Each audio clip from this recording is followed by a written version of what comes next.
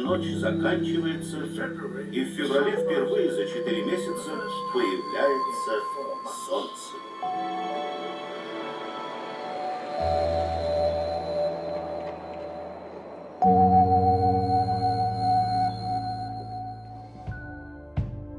Катя, а зачем тебе вообще новые окна? Ну как, во-первых, красиво, Так. свеженько, Так. чистенько, ну а главное тепло, в отличие от того, что у меня сейчас дома происходит. Ведь как бы пластиковое окно, оно же решает проблему сквозняков, там, теплоизоляции. Решает, но не всякое. Для того, чтобы оно эту проблему решало, оно должно быть хорошим. А если оно сделано непонятно из чего и непонятно как, то сквозняки у тебя останутся. С вами программа «С точки зрения века», Сергей Ельников. И Екатерина Жирова. Сегодня мы разбираемся с тем, как плохие пластиковые окна не решают проблему эффективной теплозащиты и твоих сквозняков. Идем посмотрим. Сереж, так, ну вот возвращаясь к опасностям, какие опасности-то? Потому что самая большая опасность для меня сейчас разориться при установке дорогих пластиковых окон. Это не самая большая опасность, и то, что ты говоришь, это не разориться, это просто проинвестировать для того, чтобы получить адекватный результат. Представь себе ситуацию. Ты поставила себе в теплое время года новые пластиковые окна. Да. Потом наступает осень, наступает зима, ты приходишь домой, и о ужас, у тебя там и дует, и сифонит, и шумно, и такое ощущение, что ты вообще никаких окон не меняла. Это почему так? А потому что у тебя окно оказывается сделано из комплектующих низкого качества, и поэтому оно не обладает необходимыми изолирующими свойствами.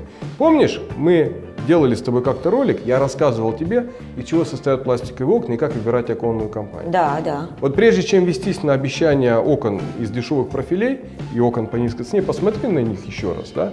И вспомни, что оно состоит из нескольких десятков элементов, и экономия на каждом из них означает определенные риски. И вот первый риск – это как раз нарушение герметичности.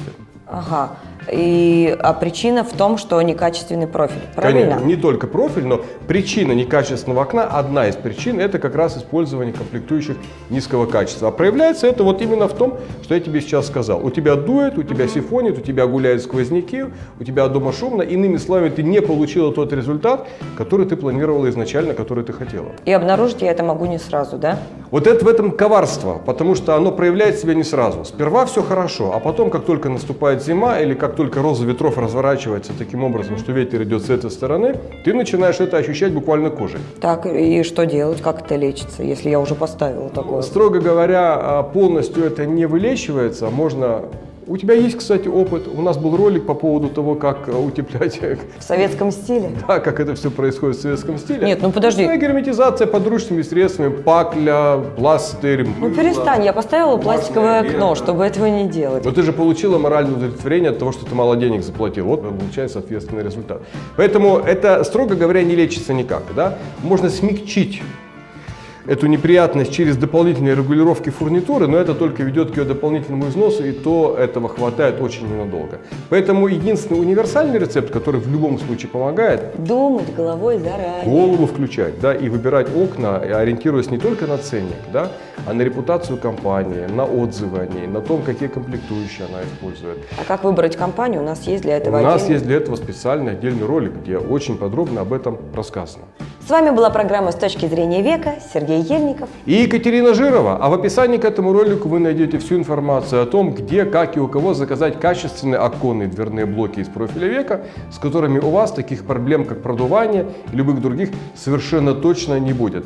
А о том, какие еще проблемы бывают у пластиковых окон низкого качества, мы расскажем в наших следующих выпусках. Подписывайтесь на наш канал, ставьте лайки. До новых встреч!